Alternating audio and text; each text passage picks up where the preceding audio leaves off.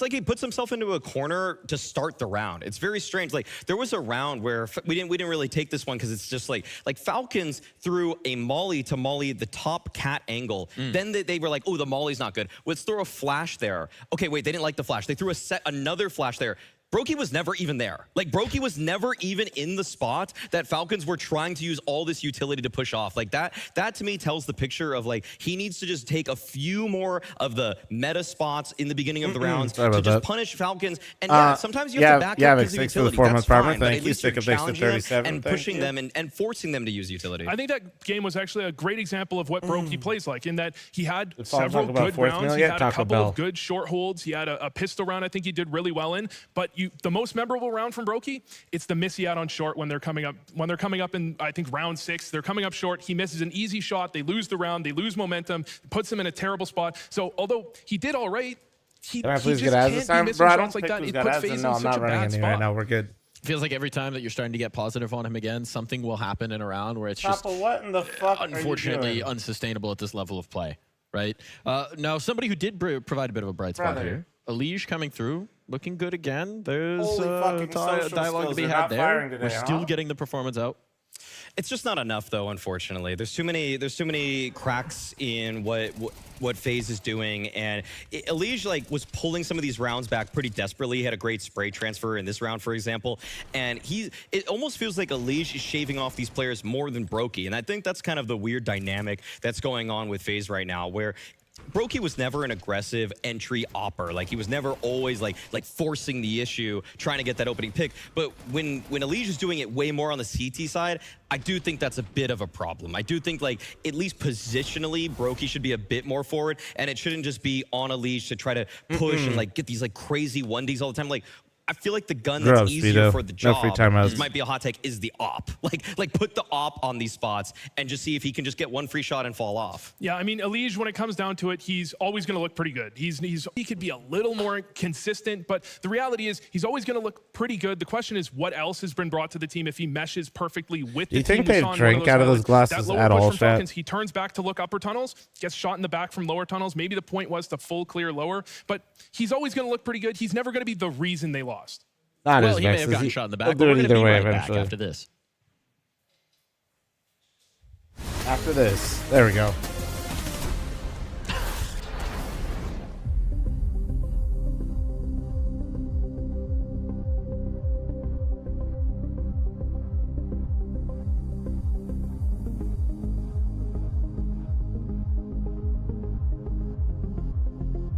Someone was talking about how watching FaZe is basically a workout today. I mean, that game wasn't even a workout. That game wasn't close. They showed a bit of life at the end of that CT side, and it was just all Falcons as soon as they got to CT side. And I'm not even trying to sound like this is the NA guy, but holy fuck, nobody's shooting a singular soul besides Elige, really. Couple moments from some supporting cast there, but dude, I think... Let's see, let's go look at map 1. Let's go see how bad it was. Me putting Brokey as my op, praying that he has a bounce back tournament, immediately being disappointed. Let's see. Yes, I'm looking at Magic. Grow up. Guys, please. Guys, please. Somebody shoot someone, dude. Please. I mean...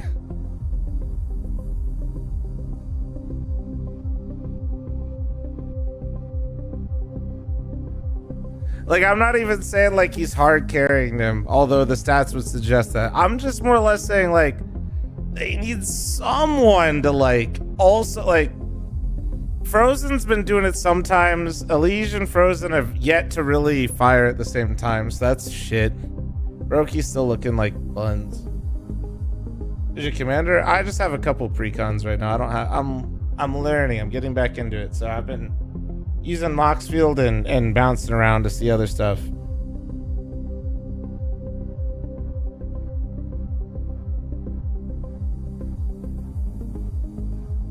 I mean, Roots, to me, still the biggest one is Brokey. It's not even close.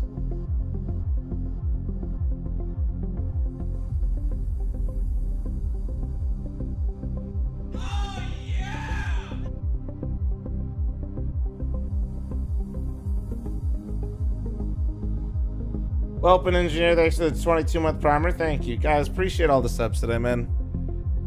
We woke up at an ungodly hour, so I appreciate all you guys showing up, hanging out with me.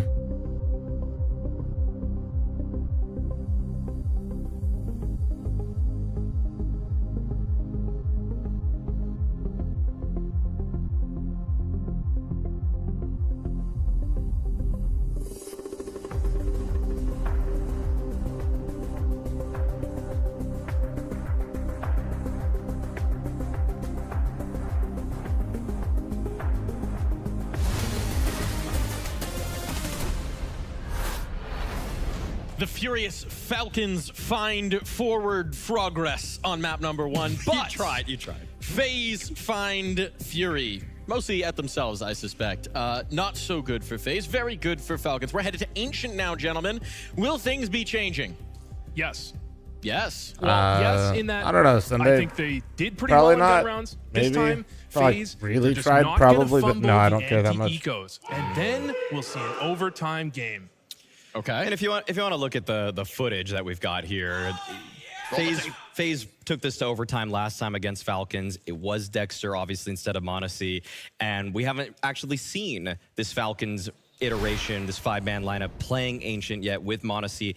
I have no doubt that Monacy is going to slot in well. I don't think there's much mystery about how good he is on Ancient. It's not like it's the first time he's played the map or anything like that. So we don't have to guess too much regarding this, but I think that I thought FaZe was going to come out with a little bit more there, and now I have a bit more hesitation in rooting for them, even though I thought this is going to be the tournament that they turn things around, but I'm kind of seeing the same that I've seen it last one. This is the map they turn things around, then it's the tournament they turn things around, all right. and then they win the major... No, they don't. Alex likes this. I can't end with thank that. you very much for your Twitch primer. Thank you, Boo Boo. I like to see. I mean, you have you seen those memes where it's like guys after a breakup, girls after a breakup? Yes, yes. And one starts sad and one starts happy, and then it reverses. Yeah. Maybe that's Rops and FaZe. Rops, he's having the time of his life right now. FaZe, they're eating the ice cream straight out the carton.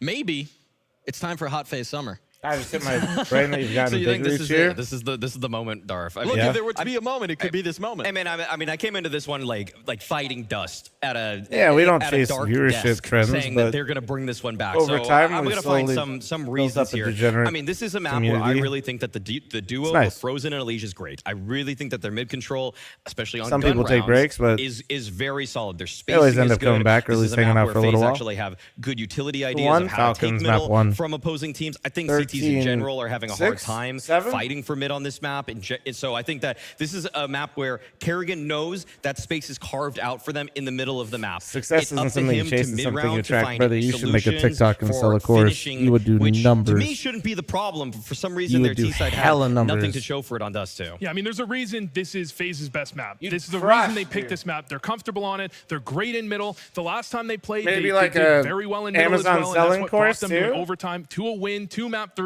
That's what I want to see here. Well, look, they're getting up there a little bit, Nate. Solutions to finishing can be hard to come by, but two guys who will get you going, get you excited are casters, Scrawny and Launders.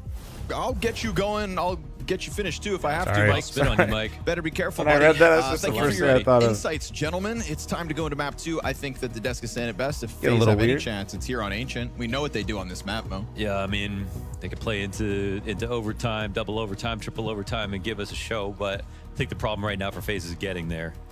You know, if they get extremely warmed up, like I feel like that's where the motivation clan comes out, and then they play at full strength. Fitness We saw it in influencer? rounds No, I'm in not that going to try to match where sell they you could- they any could really products. impress, I'm good. but at the same time, one round on T side. Fitness influencer back actually on Dust seems 2, rough, and dude. Falcons, just no questions in terms of how good they were on both halves. So I don't think they were ever really truly scared.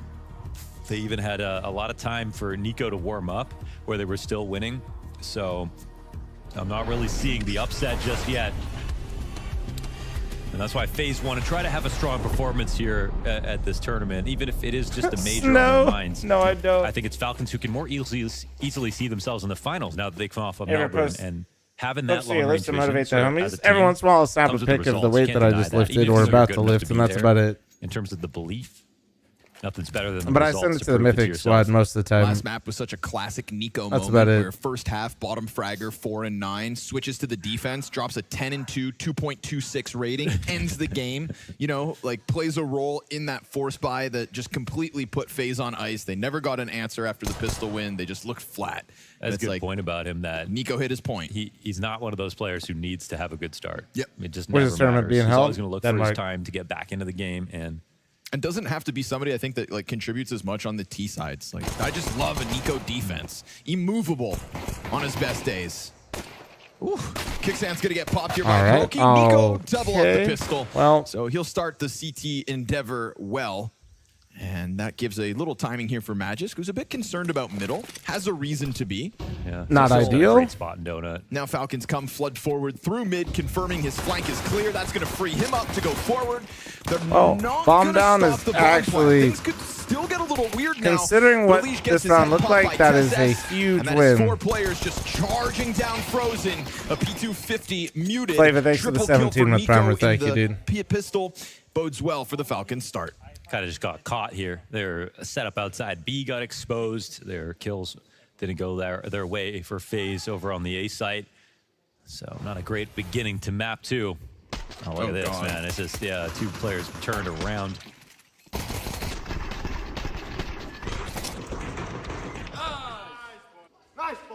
Not gonna lie, it's been depressing casting FaZe recently, but and I think that's, I mean, I'm not saying that in isolation. I think everyone feels that way, but it also feels, I think, to everyone like, yeah, but it'll end soon. You know, there'll be some back. I mean, it's just a question of when and will it be too late? And When am I changing my view bottle? No. And maybe even the Roman Empire falls eventually. Right. You know, who knows? And maybe this version of FaZe. Yo, you know, do Prime needs more. Forgetters tomorrow, because I'm going to forget.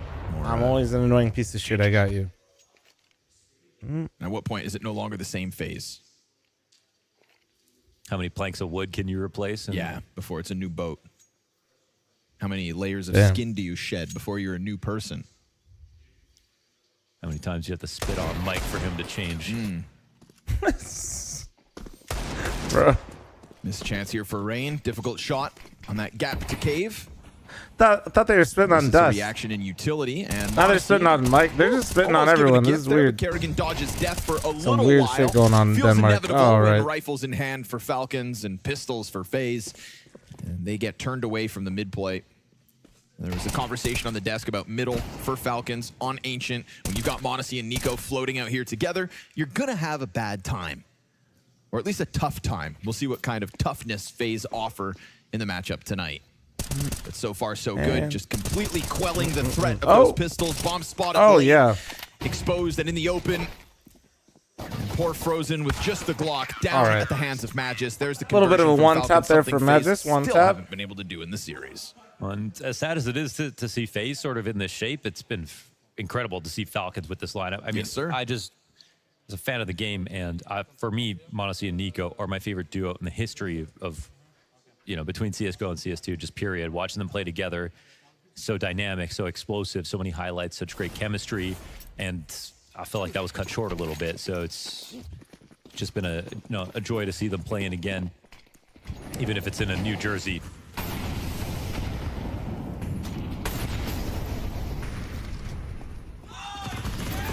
What in the fuck? Garden makes block quick work of the Gator crossover, with the finds 5 nothing gifted out middle. subs. Thank you, bro. I You know, there's appreciate that it. looming Thank threat you, of the guys. duo we just saw, Nico and Monacy, but right now both of them allocated to the red room. What this is a good timing up ramp. They try to keep it quiet. Kicksan instead finds Kerrigan with head turned. Good wide swing out from Rain to make up for that. And so man advantage canceled out. Tesses is surrounded and softened up. Great frag grenade damage. And Rain almost exposed to what will be the 2 players retaking from CT. Alicia's dead. That's Nico retaking in from mid. Opens up Tesses to turn attention back to site. A smoke on short side. And now an extra layer for the cave retake to come through. Bombs beyond the halfway point. You've still got Brokey facing the smoke, waiting. Rain gets his chance at second servings. The jump over makes it weird. Brokey down. Nico in with critical kills. Tesses on top of Bomb. Both the other players low, but low is still enough. Oh man, they do it. Such low time on that defuse. Nicely done for the battle Falcons. of all time. That smoke that they used on the retake instead Sunday, of thank you smoking very much really for the 5 aggressively gifted. This towards is long, going great, they man. left Rain At a what little bit point- of space, but allowed them to I'm fight just up sad, towards man. short as well. Now that was smoked as well, so they had to wait out their own smoke in the end. But I think that was really difficult for Rain to figure out how to get more impact when you wanted to fight them back in CT spawn. And I think, again, you can see how this comes down to the final second, but it's really calculated perfectly because every piece is in place, and all those shots are very hard to hit for FaZe in the end. Instrumental moment from Nico as well, catching Elige early to kind of get himself into cave. Yeah, that too. I think that whole retake and the smoke you're alluding to looks more awkward if not for the retake from cave emphasis. Rough to watch. Smoke could definitely be bad for the T side if Nico wants to try to abuse it. Missing the red another one in smoke front of is Monacy. tough, man. There it is, his chance to strike. Seems wary of this push, and now confirmed Elige spotted out. Still able to gun one down. Well, Not Elige a got chance his to pick up a fucking. weapon. Monacy quick He goes move down back. swinging. Nobody actually pouncing on him. Brokey gets a deep angle headshot into CT spawn. And now, do they contest the bomb plant? Yes, indeed. Rain's cover, not enough. TessS trades right back. And you know Rain's back here on half health versus 2. Wandex CTs is fine need if be you want to split bait with them in chat, the but please middle. don't lie about what I And say. the bomb's Thank you. on the corner of the site. He'll slow this down at a minute. Why not? They really trust their Baiting's positions. fine, and they but know that's when weird. they've got a good Don't do one. that. Thank you. Rain's got to pick this out, but Monacy scoped. Rocking a hard place. Ooh, missed shot though, puts him down to 1 health. If not for 1 HP, then suddenly this 1v1 feels locked in. There's a certainty to Rain at the moment, but he exposes just a little. TessS on shoulder peaks, man. It was just a bait for Monacy to get closer, and he did that when he was low from Donut. That is such an unlikely fight because Rain knows that he's hit him down low, and he's got the best angle to fight the post plant. You But it's think- did Monacy you who's expect actually more Falcons to be this HP, good? which made more sense for him to come in I on didn't that expect approach. Falcons to look this Falcons, good I up. think No, one of the most no. impressive parts is just like in their debut, it feels like I called him the worst version of G2. I still kind of think that, but I'm not sure. Now I'm starting to doubt it. And of course, there's pre-existing relationships. But I that gotta help that kind of. out, We'll but, see. We'll see how it looks at the major. it's impressive nonetheless. The major is what Nico is missing, so we'll see how that looks. Yeah, that's right, Sonic. You tell him. Nancy, how you doing, man? I did hear somebody barking on Falcons just now. Did you pick that up?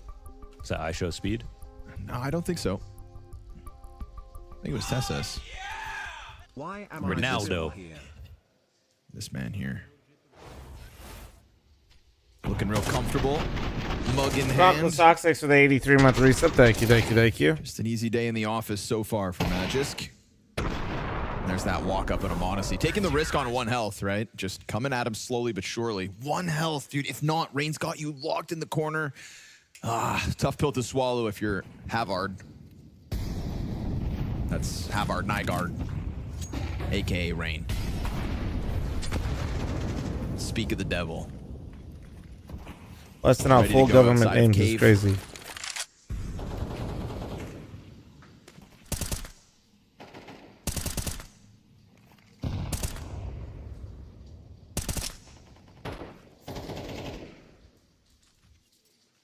Nothing bad about the approach here from FaZe. They've got full vision on middle. It's Falcons who have to deal with the fog of war. 1 shot gets missed from Monacy. Not too impactful so far. He can still move around freely.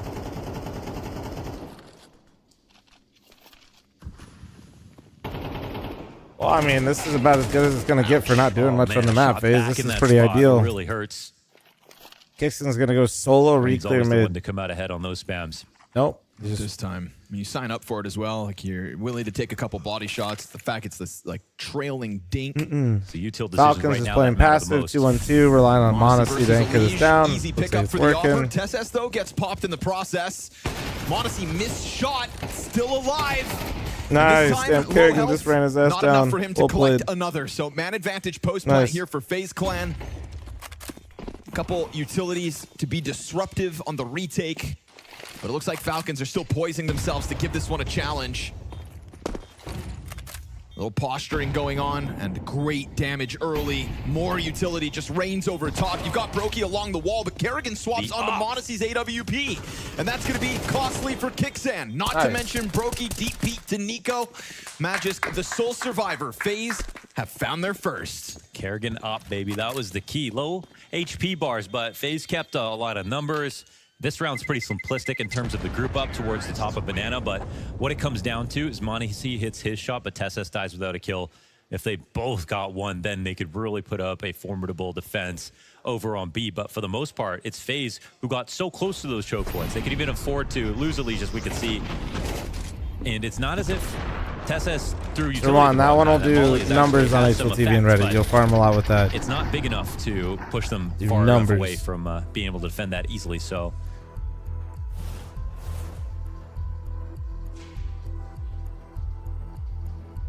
I think you could see from Falcons, they just wanted a little bit more utility a little later on in that spot, and they weren't comfortable deciding that it was going to be a B play. They also don't get a lot of information this round. They let Leash. Yeah, I think Broken needs a mental reset to get back into form. Bro is fucking cooked. Yeah. Flanks, if you don't get information. By the way, Crocs, you're here because obviously you're having a good time. What did we see in that Vitality game last match? Every single time, they didn't believe that a piece of map control was being taken and a player was being left over. They went and searched it back. Now, you could do that and have the wrong call and then end up bleeding out on players, but you can also crush your opponents if you're correct about it and approach carefully. Maybe, Wildcard, yeah, maybe. Never know. No, no jiggles here. Mr. Brokey.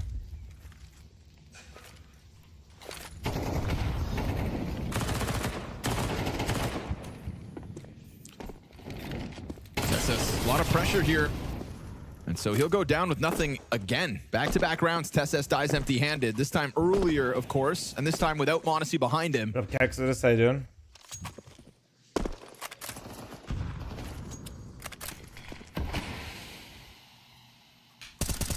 Timing off the mark.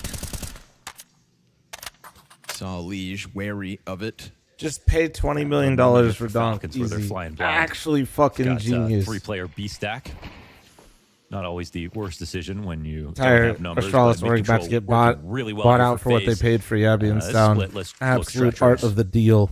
Nico's going to hear the rumblings of the commitment. Here it comes. Utility blinds him out from main. Oof, gun probably sticking out, still trying to hold something off. The fact that he ends up killing a Liege with Kerrigan in front of him, with those two players over towards main testing him. But the reality is there's still nothing else behind Nico. So if it wasn't all, it's this. Nothing. FaZe Clan put bomb down to secure a second round on this T side. It's good to see they're using a leash to his strength. I mean, he's 1 in 6, but he's getting mid control. He's not getting contested. That's why there's basically nothing happening for him in this. I mean, we know that these last couple of rounds. Monacy was 2, probably 2.5. That's multi and million. Really well here for FaZe. I'm kind of surprised we aren't having Falcons just challenge them, like especially after what we saw in Dust 2, right? Especially after what we've seen from them at Melbourne. No, unironically, Monacy Nico alone costs like Falcons close to 5 million. That to actually be an upcoming answer, to be honest. Fighting into elbow. We don't really know the full numbers, so probably somewhere between 4 and 5 million. You'd think, anyways.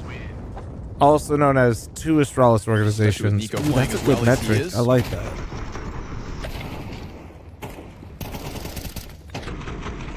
Yes, he's a salary cap. Salary cap would require a collective bargaining agreement, which would also probably require some sort of media rights. Can't help but feel bad for Liege in that one, actually. And there's also the so short version. You guys ready to pay for some Counter-Strike? If there's an overreaction in towards mid control, we don't know when that's going to happen. Falcons obviously don't have the most to work with right here. But they'll at least challenge it. And those are those FaZe grenades to why didn't you defend against mid takes from the CT side. So just institute a salary cap. Not long for this artificially one. The USP of TeSeS already turned back manipulating people's like salaries without representation. Yep. Really well timed, you know, in terms of throwing that out at the start of this game. And a round where they just wanted to throw the little that they had down into elbow. Everybody gets pummeled by utility like that. First. Well, that would require franchising. The idea of Falcons. Their opening gambit dissipates. Magisk will connect one inside of A main. That's at least one rifle known on that half of the map. Monacy, the second here, tucked in low health. Also, that wouldn't be the first time in esports. In esports, there has been a company that's instituted a salary cap illegally, and they got sued by the Department of Justice. Shout out Blizzard Activision for the one time. And more damage done. Always just paving the way, pioneers of the space. More, but instead, Frozen clears out both the heavy hitters from Falcons, and Magisk, despite the A main hold, Yeah, chasing Department of the Justice, majority Blizzard, of FaZe at Activision this salary point. cap. That one should pop up in your Google search just fine. We'll get away with the climb up. Shout out Blizzard, Activision, man. Always doing some fucked up shit. But hell yeah. with Reen expanding this way, I mean, if only he had a kit. Hey, look, there's the link, dude. A kit and a little self-belief would go a long way. Brokey leaving. Does he take that swing? no, I'm really curious what happens next round again. We didn't have that much money here for Falcons, but they did try to fight elbow.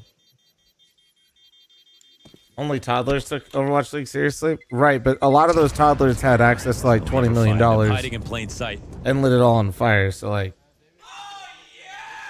Who's really the toddler here? Honestly, we're all the idiots for not being able to fucking scam somebody that hard.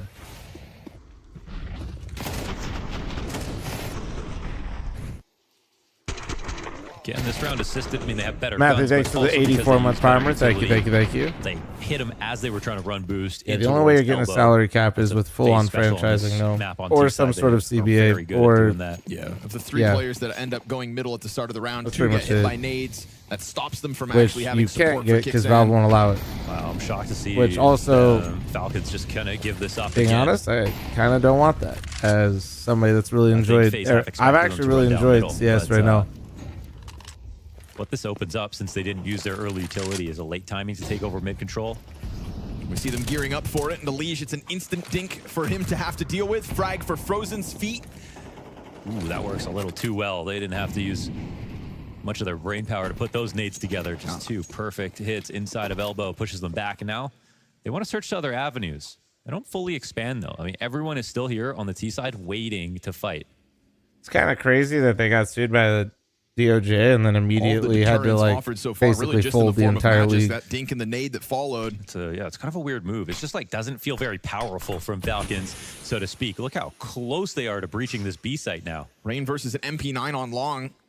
They see them playing Did retake. you know that Blizzard Tesla's gonna be Activision worried about implemented the salary cave caps in exit. Overwatch League without having a Kicksands gonna- CBA oh, agreement? K, Sorry, timing, CBA and breach of luckily. Article 34? That element Isn't of that the surprise antitrust? saves That's him. SMG AITI, doesn't right? finish the job. Nico Yeah. will. Matches finishes I'm not going to read Frozen. that last part, That's though, that flank Dapper. going down towards Fucking meanie. elbow. Oh, but while they may have been corralled inside of the B site, Rain gets the difference maker to keep man advantage in FaZe's hands. I'm happy for him because, oh my gosh, he almost just died. Dude, FaZe is after actually holding kind an of doing angle the for thing right 15 now. This is seconds. looking half decent. And Elise is playing poorly. Falcons this is are in such a interesting. good opening position this round. Still enough to go for the retake, of course. Monacy kit on his belt. Smoke's actually a little awkward. He tags him inside of that smoke. We're beyond the halfway point now. Monacy's going to have He to was tap dead in to anyway. try They to fake elicit a viewership. What do you mean, reaction. dude? Rain Drop comes viewers up are from real ramp, viewers. Collects the first kill. Monacy bested by Brokey, and FaZe tie this game up. Very nice. That felt like Falcons for the taking. It did. I think. Okay, hold on. It's very. Sorry, you weird guys the way had that me they on my played Blizzard in middle. Activision It definitely shit, looked like and they I were always scared. take an I opportunity think to I loved mention the way that they did FaZe that. played it this entire round, where It's a they good were one to remind anticipating more everybody. aggressive mid-control, It's not and often even you though get it sued by the didn't come, they Department went of in to take Justice it for that straight. type of stuff And in when Falcons esports. We didn't made even it. approach them outside of elbow. They just held back and made sure it wasn't pushed. Then they went over to B because they know Heaven's safe and they can go back for that long rotate. So I think everything FaZe did right there was beautiful. I think Falcons are just not playing from a position of power where I feel like they definitely should be based on what we Only saw a from real last map, esport what we could know they get can sued do by on the Department of Ancient, Justice. as if playing with weaker guns when Listen, they're give not. it some time.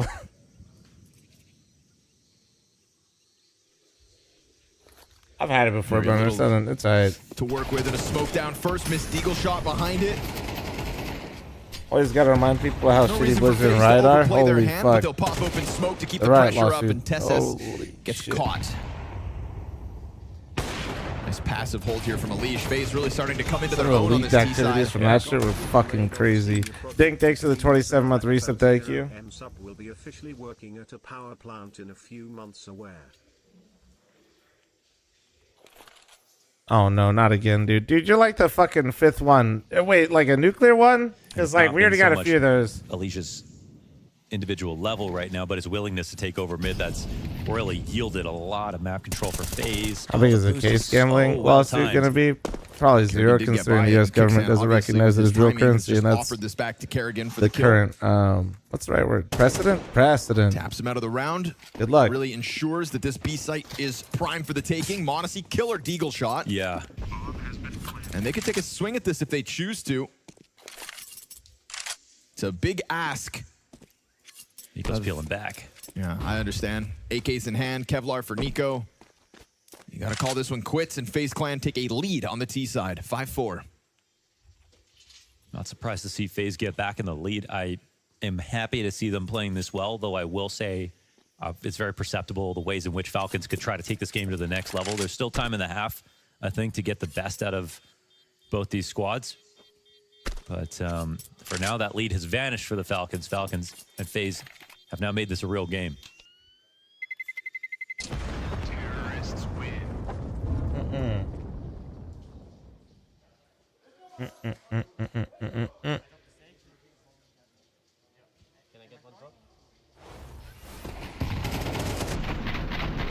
We also have to remember that Kicksan is CS skin price is coming in. Fuck if I know, man. Players that I think a year ago could not ever have I got no idea. calling for. No. I'm painfully aware of how expensive my skins are, but I never really got CS skins with the intent of like having them be worth this much. So I don't really think about it too much. Some inconsistency on all fronts. Obviously, I don't want them to go to zero, but like, Kerrigan into mid. I don't wake up every day and check the prices of shit. And very quickly, FaZe know what they want this round. They're going to try to flood into this A site. Pressure is on. Monacy finds that second layer of success out mid. And there's not much they can really do to stop Bomb from going down. Fire does a good job of covering off the attack, the untimely attack. The inevitable retake still being queued up here. Spam fight from Elige. We got to try to find one. I said we again, check. God damn it. In the middle of the pack. Bro thinks he's on the team, man. We need to get the clown emoji actually enabled in here. Brokey to try to hang on as this inevitable donut play comes through. Utility the special flushes him off of his breaching. chosen position. Still now behind the big box. It's a Brokey 1v4. First one's found. Pressure's on. Second shot's good. Third for Brokey. But the fourth is elusive. Wait, no kid. Oh, no, he's got a kid. Fuck, I didn't see Brokey it. really turned it up right there. Nice try, but Nico's 15th in the round is all that Falcons care about. NT, bro. NT. Close. A damn near 3v5 out of FaZe. And a hell of an attempt at the clutch. It's a very swift reminder of what he can do in those sorts of pressured insight post-plant positions. Nico runs him down.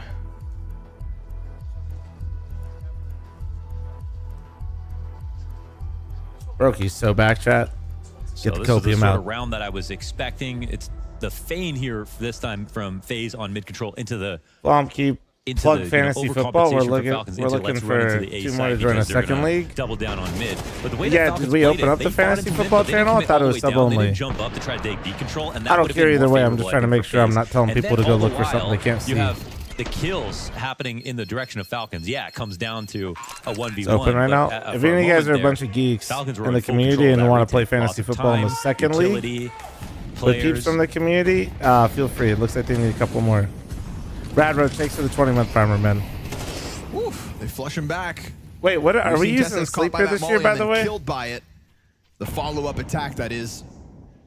Oh, again, they're going to try this little creepy walk-up timing from Kerrigan. All right, I got to set up. Done and dusted, and it's a single out of Kicksan, but here comes that third layer of the B-side defense. Brokey just waiting on this angle, now has an M4 in his face, doesn't give Brokey a damn. Tech 9? Come on, man. Let's keep it going, baby. Let's go. Nico.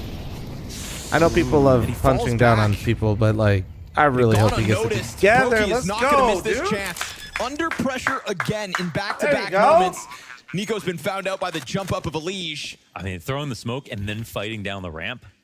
That was literally telling someone that you were going to punch and then throwing it. So, Brokey, shot missed. Nope, 1v3 this time here for Nico. FaZe will pick up this round. Some good entries for them. It got a little messy. I thought there was someone on Falcons going to save it in that spot, like as they were coming in, but little unlucky as well for Monacy.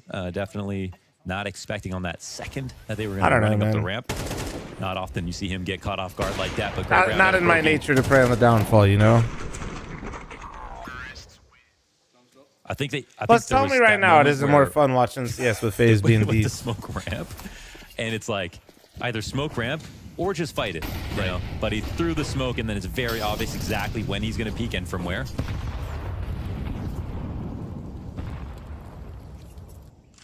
I was stunned by Brokey just saying so stagnant on the short hold. For a second, I thought he'd like lagged out of the game. He just sitting on top ramp, not moving. I want Brokey to do well because he's likable. I like that out of you. He's I like piecing that. together a bit of a highlight reel, whether he finishes off the clutches or not. You could feel it kind of boiling, you know, starting to brew. His impact. You're always waiting for the downfall of my Leafs. I would drink some Brokey No, beer. I just want you Brokey as Leafs fans to not think you're going to win the cup every year with winning one singular playoff series since I've been alive. There's a difference. That's not preying on downfall. That's wanting reality to set in. You guys are the Dallas Cowboys of the NHL, and you need to fucking come to terms with that, okay? Actually, that's kind of fucked up. 15 kills to his name. The Leafs now, the Cowboys are ass. They don't even make playoffs anymore. Brokey bested. It's the Nico show on his own. Tesses looks to come help, but no help needed. Triple kill for Nico again. 18 and 6 on the half total. Toppage from him, and that's going to tie things up at 6 a pop. So Nico trying to keep the team in it, but he does well on the CT sides. It's the attack up next, where the questions lie. Well, look at you, chat. I'm running an ad. I'm petting my Doge. Hulk, thanks to the 19-month primer. Look at you, buddy. He just came over here and laid straight down. Cassie, thanks to the 5-month primer. Thank you. Look at you. Oh, come here.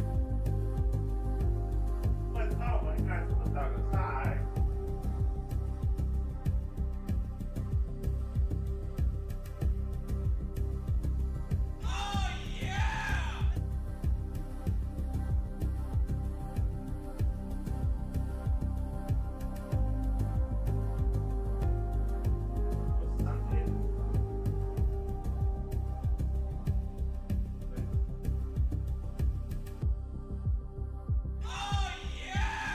Smile.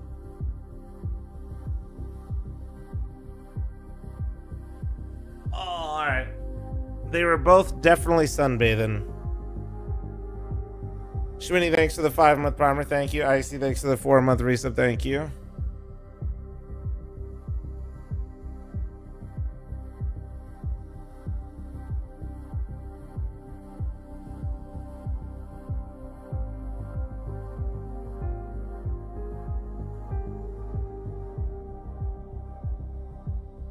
When are you gonna get a long dog and cover it in buttery stickers? No. Maybe? Bro, the Bills make it way further in playoffs, Keaton. You either don't know ball, you don't know ball in one of them. I don't know which one, but pick one.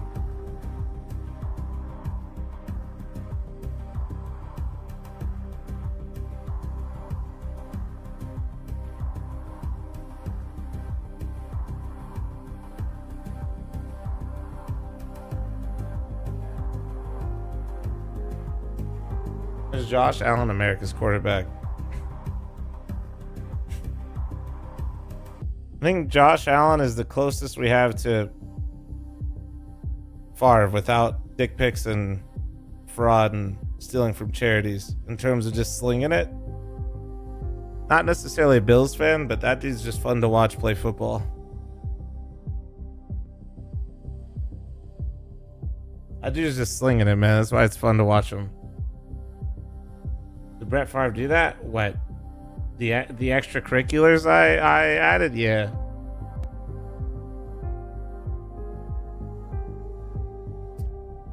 Yeah. Favre did an alu with his balls and then, yeah.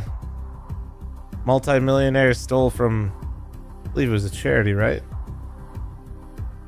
Yeah. Like full on. Like this isn't even like, yeah, just, I don't know.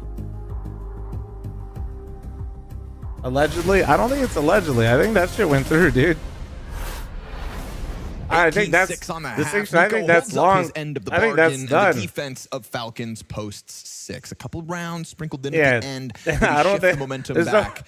I don't think there is an allegedly well, with that one. Pistols have been Falcons' favor, and they'll be kicking it off on this T-side. Bro, Do you have high millions expectations for the Falcons? charity close? funds one time and it follows them I'm a little forever. undecided after that first half. I think we saw some good rounds, but I think FaZe had some better rounds that responded well. I feel like both teams are not playing at 100% right now from the perspective of Colin. But Sammy FaZe Chad impressed thanks for the more, 12-month primer. Thank you, Icy. Thanks for the map 4. control Chad, and a match everything all like gifted that. I once think they again, made you the beautiful most of, humans. what 'Cause was open we're to on them another fucking last scam half. train. So I'm pretty Any member undecided. mommies I think as well 6-6 is a good place will for be me to matching YouTube. Let's see what happens here on this pistol. Right.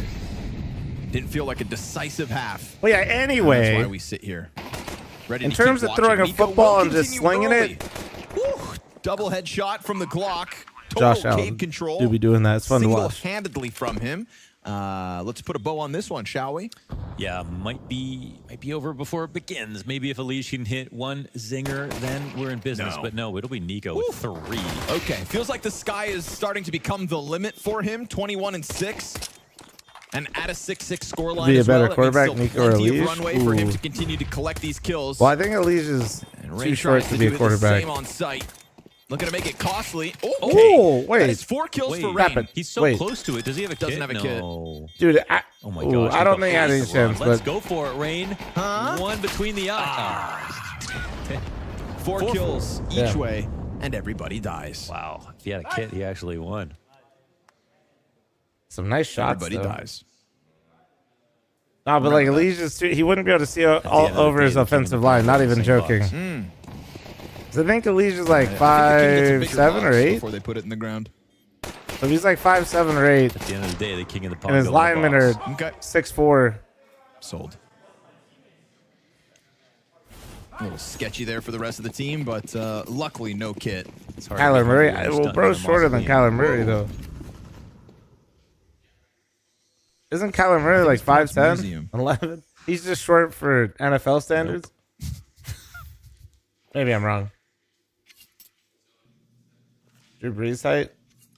Is Brees 5'8"? I knew he was shorter, Looking but prime for the taking with the frozen solo donut hold. Pressure was on Elige with this single M4, but nowhere to be found. So they're just going to try to go and chop their way through an A defense understaffed. Japanese, thanks for the Understaffed out of 16-month gate, primer. but Thank clearly you. Ready to come knocking. Just Elige one takes a dude, bunch like of 3 of spam them. damage, though. Will that take the wind out of his All right, sails? game Looks time. likely. Rinse and repeat, boys. Take what you've got in this one. Try again in the next. It is a Falcons 8-6 advantage. You I'm do have indirectly like hating on a Bryson. lot of I ain't different hating, bro. modes of attack Some when it big comes to motherfuckers Ancient, there in front of whether you. It's taking mid-control. It's hard to going play into quarterback either when you're doing splits, one of these or on your tippy going toes, for like- extremity hits on both sides of the Yeah, I map. think Super he's viable open. on Ancient, which I think is really nice for the playbook. Especially when you run out of ideas, there's always going to be a round where a team is over-invested in middle control or have 3 on B to star and 2K. Sorry then you can for always guys. just It's currently a run into unicorn A, kill round, so one I guy apologize versus nobody for at all me being and like take this. it. I'm just But also because having a both good sides time. are Hope quite you guys are enjoying the capable, vibe. it Sorry makes for it being a little viable. all over the place And right I think now. it's just it's nice for Falcons to get a round like this out of the way. It's a simple A attack. It's not going to be the last one.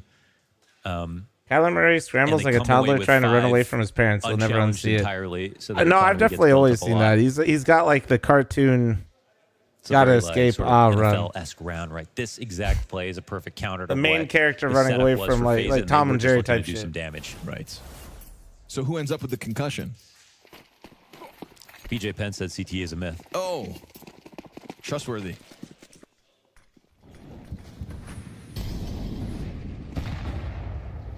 Again, rinse and repeat. Name of the game. Elige didn't get a target to shoot at, barring a smoke. This time he tries to help out Frozen early. Synergy, dude, stop. Gonna be boosted over to try to find contact, but oof, nice nade. 93 damage on that bad boy. Little extra shrapnel. Chewy. Crunchy. Kerrigan, yeah, crunchy, definitely. Yeah. It was really hot when I was picturing it. All right, Kerrigan, hold of your damn life right here. Oh, nice. Maybe it won't just be about Kerrigan, actually. That's huge. Look at the rotations now. That's Kerrigan said, help me. He dropped this smoke, right? Kerrigan dropped this. delayed the Kerrigan got full rampant a fucking little longer. Rain's Desert Eagle goal blind collecting from that. one as well is good because Elige is now on an angle to fight. Nice. That's 2 kills from the single M4. They saved it in the round prior. It is Ah. now bested by Magisk instead. Hits the dirt.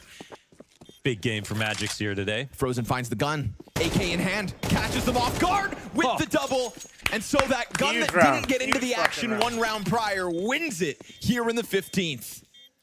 All right, man. That's Elige. I thought those kills were I going to know be you're for not, but NFL team. you I thought it was actually Raiders. had I'm massive trying to be a impact Raiders right there, fan. picking one off inside of middle, making that rotation. I'm not really. and hitting a My really difficult family's. spray. We got 2 Lions This one fans right and here. Chargers fans.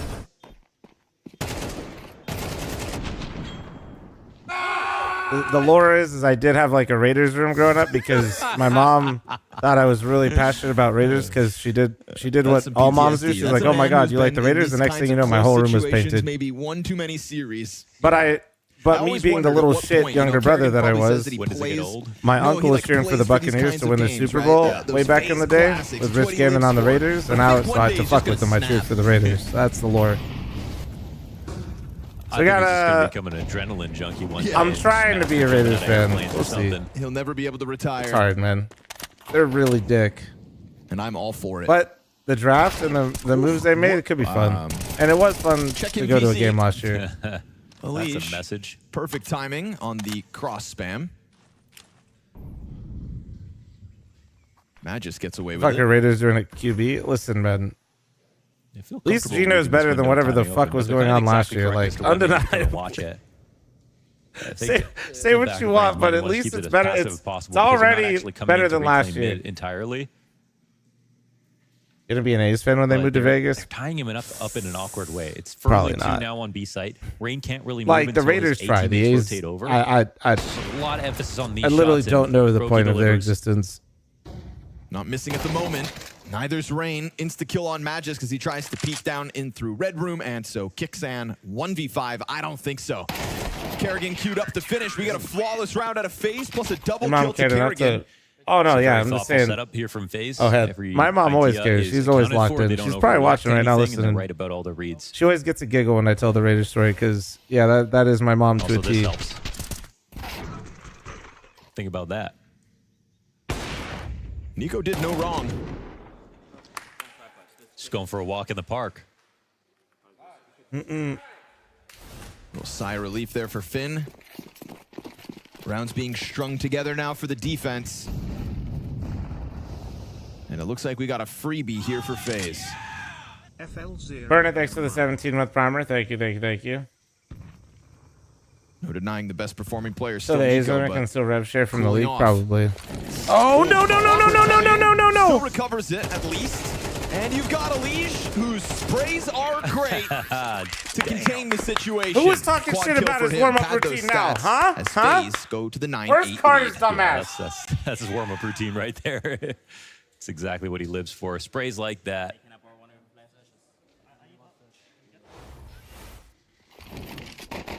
It's already much better than Dust 2 here for FaZe. It's about how much more they can do. Just a bird, thanks for the 8-month primer. Thank you. That actually could have been so bad, dude. That was a huge. much more you can do if like you're Frozen there, those kinda were shake it eco off. kills, The fact but they've had those timing were on your huge nade eco kills pullout. considering Frozen got Kixan completely trying to charge down the pantsed. entry challenge from Red Room out of Elige. Ooh!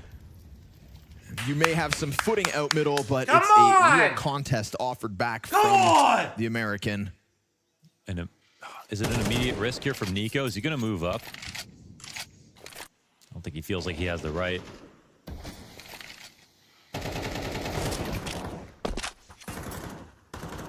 The double layer lurk has happened twice now inside of middle, so it's not as if FaZe are going to be completely unprepared for this. Also, with What's up, donut smoke, Metsicus? they have to respect this timing.